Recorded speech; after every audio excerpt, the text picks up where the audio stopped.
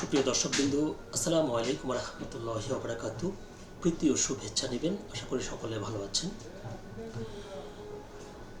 July August যে ছাত্র জনতার গণ অভ্যুত্থান, সেই গণ অভ্যুত্থানে বিগত আওয়ামী লীগ সরকার দেশ ছেড়ে পালাতে বাধ্য হয়েছে। তো আওয়ামী লীগের সাবেক প্রধানমন্ত্রী শেখ হাসিনা সহ দলটির বিপুল সংখ্যক নেতাকর্মী এবং প্রশাসনে তাদেরকে অন্ধভাবে সমর্থনকারীরা ভারতে নিরাপদে আশ্রয় রয়েছেন, এমনটাই এতদিন সবাই মনে করত। কিন্তু আজকে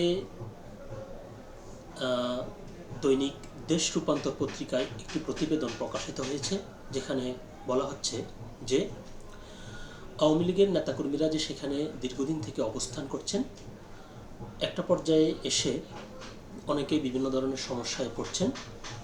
তো যদি কেউ ভারত ছাড়তে চান, সেক্ষেত্রে তারা বাধার সম্মুখীন হচ্ছেন।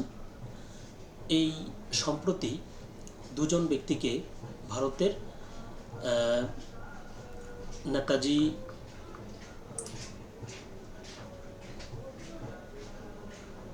সুভাষ বসু আন্তর্জাতিক বিমানবন্দর থেকে দুজন ব্যক্তিকে ফেরত পাঠানো হয়েছে, অর্থাৎ তারা কলকাতা ছাড়তে পারছেন না। তো এই পত্রিকার যে প্রতিবেদনটি প্রকাশিত হয়েছে, সেখানে এই পত্রিকার যে রিপোর্টার বা তারা নিজেরাও কয়েকজন ভুক্তভোগীর সাথে কথা বলেছেন এবং তারা এর সত্যতা স্বীকার করেছেন যে হ্যাঁ, তারা এ ধরনের সমস্যায় পড়ছেন। তো চলুন দেখি আমরা দেশ রূপান্তর পত্রিকায় এই সংক্রান্ত যে প্রতিবেদনটি প্রকাশিত হয়েছে সেখানে বিস্তারিত কী তথ্য উঠে এসেছে।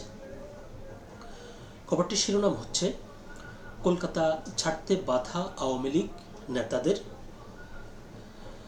ফেনী জেলা আওয়ামী লীগের নিষিদ্ধ ঘোষিত নেতা হারুন ছদ্মনাম প্রভাবশালী লোক ছিলেন। তার কথায় প্রশাসন উঠত বসত। 5 আগস্টের পর তিনি পালিয়ে কলকাতায় চলে যান। 5 মাসের মাথায় স্ত্রী ও সন্তানদেরও সেখানে নিয়ে যান। কলকাতার নিউ টাউনে বাস করছেন তিনি। মাসখানেক আগে তিনি সপরিবারে লন্ডনে যাওয়ার চেষ্টা করেন। নেতাজি সুভাষ বসু আন্তর্জাতিক বিমানবন্দর কর্তৃপক্ষের অনুমতি না থাকায় যেতে পারেননি, অর্থাৎ তাকে আটকে দিয়েছে। একই ঘটনা ঘটেছে পুলিশের একজন অতিরিক্ত ডিআইজির বেলায়ও। বাধ্য হয়ে ফিরতে হয়েছে তাদের। এই দুটি ঘটনায় আত্মগোপনে থাকা আওয়ামী লীগ নেতাকর্মী ও পুলিশ কর্মকর্তারা বেশ আতঙ্কিত। বিষয়টি বাংলাদেশের একটি গোয়েন্দা সংস্থার প্রতিবেদনে উল্লেখ করা হয়েছে বলে একটি সূত্র জানিয়েছে। এই প্রতিবেদক কয়েকজন পলাতক নেতা ও পুলিশ কর্তার সঙ্গে কথা বলে এই তথ্যের সত্যতা পেয়েছে। পুলিশের সূত্রটি জানিয়েছে, ছাত্র জনতার অভ্যুত্থানে আওয়ামী লীগ সরকারের পতনের পর দলটির নেতা কর্মীরা আত্মগোপনে চলে যান। সাবেক মন্ত্রী এমপিরাও এই তালিকায় আছেন। আইনশৃঙ্খলা বাহিনীর হাতে ধরাও পড়ছেন সাবেক সরকারের কিছু মন্ত্রী, সংসদ সদস্য ও নেতা এবং পুলিশের কিছু শীর্ষ কর্মকর্তা। রিমান্ডে তাদের জিজ্ঞাসাবাদও চলছে। অনেক প্রভাবশালী সাবেক মন্ত্রী, সাংসদ ও নেতা অন্যান্য দেশেও গেছেন।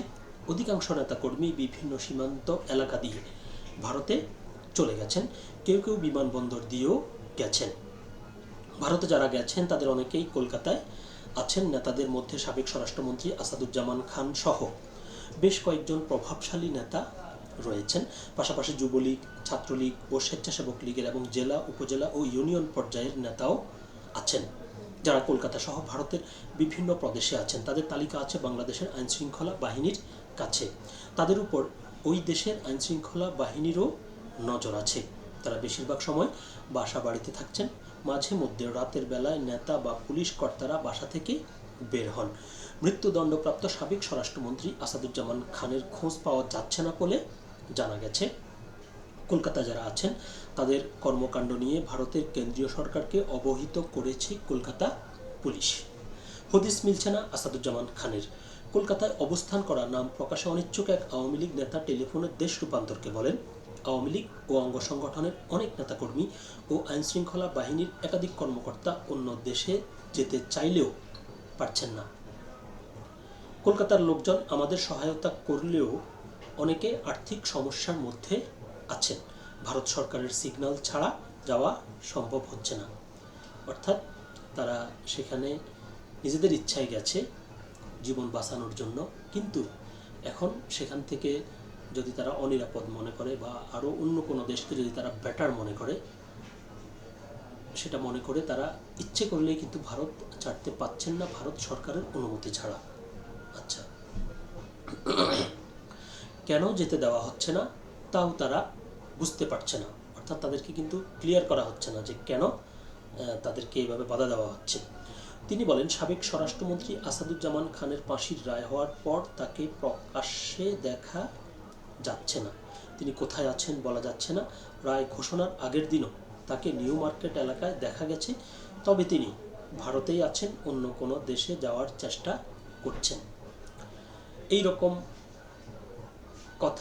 একই রকম কথা জানিয়ে পুলিশের একজন অতিরিক্ত ডিআইজি টেলিফোনে দেশ রূপান্তরকে বলেছেন, 5 আগস্টের পর ভয়ে চাঁপাই নবাবগঞ্জ এলাকার একটি সীমান্ত দিয়ে ভারতে চলে আসি। এখন অন্য দেশে চলে যেতে চাই কিন্তু পারছি না। এদেশের কর্তৃপক্ষের অনুমতি ছাড়া যাওয়া সম্ভব হচ্ছে না। এখানে টুকটাক চাকরি করলেও অর্থের অভাব রয়েছে, মাঝে মধ্যে বাংলাদেশ থেকে টাকা আনতে হচ্ছে। ভারতেও প্রচ্ছন্ন আত্মগোপন। পুলিশ সূত্রে জানায়, আত্মগোপনে থাকা অনেক নেতা নিজেদের নিষ্ক্রিয় বলে দাবি করছেন, তবু বিভিন্ন মহল থেকে অভিযোগ উঠছে কলকাতায় বসে তারা বাংলাদেশের অভ্যন্তরীণ রাজনীতিতে কলকাঠি নাড়ছেন। নেতাকর্মীরা হোয়াটসঅ্যাপ বা টেলিগ্রামের মাধ্যমে আত্মগোপনে থাকা নেতাদের কাছ থেকে নির্দেশনা পাচ্ছেন। সূত্র আরও জানিয়েছে, ভারতে পলাতক নেতারা অর্থ শেষ হয়ে যাওয়া, পাসপোর্ট না থাকা বা ভিসার মেয়াদ উত্তীর্ণ হওয়ার মতো সমস্যায় রয়েছেন। কেউ কেউ অন্য দেশে যাওয়ার চেষ্টা করছেন, কিন্তু কলকাতা পুলিশের নজরদারি তাদের জন্য বাধা হয়ে দাঁড়িয়েছে। তারা ভারতে থেকেও প্রচ্ছন্ন আত্মগোপনে থাকতে বাধ্য হচ্ছেন। বাংলাদেশ থেকে পালিয়ে আসা নেতাদের বেশিরভাগ শহর অঞ্চলের বাইরেই থাকছেন। কেউ শহরের হোটেল বা বাসা ভাড়া করে থাকছেন। দিনের বেলায় তারা বের হন না, রাতে আড্ডা দেন বিভিন্ন স্থানে। সহস্রাধিক নেতাকর্মী কলকাতায়। আওয়ামী লীগের কয়েকজন নেতা জানান, শুরুতে পলাতকদের একটি বড় অংশের মধ্যে কোনো সমন্বয় ছিল না। সম্প্রতি বিদেশে অবস্থানরত দলীয় নেতাদের একটি খসড়া তালিকা করেছে দলটি। তালিকা অনুযায়ী প্রায় 2000 নেতা ভারত, নেপাল, যুক্তরাজ্য, যুক্তরাষ্ট্র, কানাডা, সংযুক্ত আরব আমিরাত সহ বিভিন্ন দেশে আশ্রয় নিয়েছেন। সহস্রাধিক নেতাকর্মী ভারতে আশ্রয় নিয়েছেন, যাদের বড় অংশই রয়েছেন পশ্চিমবঙ্গে। ওই নেতারা বলেন, হোয়াটসঅ্যাপ, টেলিগ্রাম, গুগল মিটের মাধ্যমে বিভিন্ন অনলাইন বৈঠক করা হয়। আওয়ামী লীগকে পুনর্গঠনের চেষ্টা করা হচ্ছে। পুলিশ সূত্র জানায়, মাসখানেক আগে পুলিশের একটি ইউনিট গোপন প্রতিবেদন দিয়েছে পুলিশ সদর দপ্তরে। প্রতিবেদন তৈরি করার আগে ওই ইউনিটের 4 জন কর্মকর্তা কলকাতায় গিয়ে পলাতকদের বিষয়ে তথ্য সংগ্রহ করেন। সপ্তাহখানেক তারা কলকাতায় অবস্থান করে প্রতিবেদন তৈরি করেছেন। প্রতিবেদনে বলা হয়েছে, গত 16 বছর ধরে আওয়ামী লীগ এবং অঙ্গ ও সহযোগী সংগঠনের নেতাকর্মীরা বেপরোয়া হয়ে ওঠেন। তারা টেন্ডার বাণিজ্য, দুর্নীতি সহ এমন কোনো কাজ নেই যা করেননি। শিক্ষার্থীদের উপর তারা দফায় দফায় হামলা চালিয়েছেন। পাশাপাশি আইনশৃঙ্খলার বাহিনীও কম যায়নি, তারাও বেপরোয়া হয়ে উঠেছিল। সরকার পতনের পর তাদের দাম্ভিকতা ধস পড়ে, পালানোর পথ খোঁজেন তারা। সীমান্ত এলাকা দিয়ে অনেকে ভারতে পালিয়ে যান, দালালদের মাধ্যমে তারা দেশের বাইরে যান।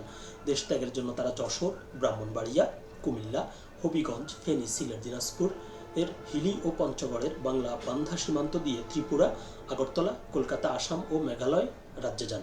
কলকাতা ছেড়ে অন্য দেশে যাওয়ার চেষ্টা। গোয়েন্দা প্রতিবেদনে বলা হয়েছে, যারা অন্য দেশে চলে যাওয়ার চেষ্টা করছেন তারা হলেন সাবেক স্বরাষ্ট্রমন্ত্রী আসাদুজ্জামান খান, সাবেক বস্ত্র ও পাটমন্ত্রী জাহাঙ্গীর কবির নানক, আওয়ামী লীগের যুগ্ম সাধারণ সম্পাদক ও সাবেক সংসদ সদস্য আপম বাহাউদ্দিন নাসিম, সাবেক মন্ত্রী সমরাজাউল করিম, আওয়ামী লীগের প্রভাবশালী নেতা ও শেখ হাসিনার ঘনিষ্ঠ আত্মীয় আবুল হাসনাত আবদুল্লাহ, রাজশাহী সিটি কর্পোরেশনের সাবেক মেয়র AHM খায়রুজ্জামান লিটন, আওয়ামী লীগের সাংগঠনিক সম্পাদক আবু সাইদ আল মাহমুদ, দপ্তর সম্পাদক ও শেখ হাসিনার সাবেক বিশেষ সহকারী বিপ্লব বড়ুয়া, ছাত্রলীগের সাবেক সভাপতি লিয়াকত শিকদার, ঢাকা মহানগর দক্ষিণ ছাত্রলীগের সাবেক সাধারণ সম্পাদক গোলাম সারোয়ার কবির, যুবলীগের সাধারণ সম্পাদক ও সাবেক সংসদ সদস্য মাইনুল হোসেন নিখিল, ছাত্রলীগের সাধারণ সম্পাদক শেখ ওয়ালি আসিফ ইনান, ঢাকা বিশ্ববিদ্যালয় ছাত্রলীগের সভাপতি মাজহারুল কবির শয়ন, ঢাকা মহানগর উত্তর ছাত্রলীগের সভাপতি রিয়াজ মাহমুদ ও যুবলীগ নেতা জয়দেব নন্দী। কলকাতার বিভিন্ন স্থানে বাংলাদেশ পুলিশের সোর্স, পুলিশ সদর দপ্তরের ঊর্ধ্বতন এক কর্মকর্তা দেশ রূপান্তরকে বলেন, আমাদের তথ্য অনুযায়ী সহস্রাধিক নেতাকর্মী ও পুলিশ কর্মকর্তা কলকাতা সহ বিভিন্ন প্রদেশে আছেন। তাদের বিষয়ে আমরা সার্বক্ষণিক খোঁজ নিচ্ছি। তারা কোন হোটেল বা বাসায় অবস্থান করছেন সেই তথ্যও সংগ্রহ করা হচ্ছে। কলকাতায় আমাদের সোর্স লাগানো আছে। কলকাতার মার্কুস ও সদর স্ট্রিট এলাকার দুটি হোটেলের দুই ম্যানেজার গত মঙ্গলবার রাতে দেশ রূপান্তরকে বলেন, গত বছর 2 আগস্ট থেকে আওয়ামী লীগ সরকারের প্রভাবশালী নেতাকর্মীরা কলকাতায় এসেছেন। 5 আগস্টের পর নেতাকর্মীদের সংখ্যা বাড়তে থাকে। তারা new market, new town, Mukundapur, Marquis street এবং শহরের বাইরে অবস্থান করছেন। ভারতের অন্য প্রদেশেও নেতারা আছেন। দক্ষিণ কলকাতায় যেসব জায়গায় স্বল্প মূল্যে বাসাবাড়ি ভাড়া পাওয়া যায় সেগুলোর অন্যতম গড়িয়া। ওইসব এলাকায় বাংলাদেশের লোকজন বেশি। তারা বলেন, প্রতিদিনই কলকাতার পুলিশ হোটেলে আসে, বাংলাদেশিদের বিষয়ে খোঁজখবর নেয় বেশি। তারা সার্বক্ষণিক নজরদারির মধ্যে রাখছে বাংলাদেশিদের, তবে কাউকে হয়রানি করছে না। কেন্দ্রীয় সরকারের নির্দেশনা আছে বাংলাদেশের রাজনৈতিক নেতা ও পুলিশ কর্তাদের হয়রানি না করার। মূল প্রতিবেদনটি একটু দীর্ঘ, এ পর্যন্তই ছিল। তবে যেটি বলতে হয় সেটি হচ্ছে, রাজনীতি করতে হবে সবসময় মানুষের জন্য, দেশের জন্য, মানুষের কল্যাণে। সেটা না করে কেউ যদি রাজনীতিকে ব্যবসায় পরিণত করে এবং সাধারণ মানুষ থেকে শুরু করে রাষ্ট্রের নাগরিকদের মতামতকে তুচ্ছ মনে করে তাদেরকে অশ্রদ্ধা, অসম্মান করে, তাহলে তাদের শেষ পরিণতি এরকমই হয়। এটি আওয়ামী লীগের নেতাকর্মীরা এই পলাতক অবস্থায় থেকে যদি শিক্ষা নেন, তাহলে সেটাই হবে তাদের ভবিষ্যতের জন্য, অন্ততপক্ষে বেঁচে থাকার জন্য পাথেয়। সকলে ভালো থাকবেন, সুস্থ থাকবেন। আল্লাহ হাফেজ।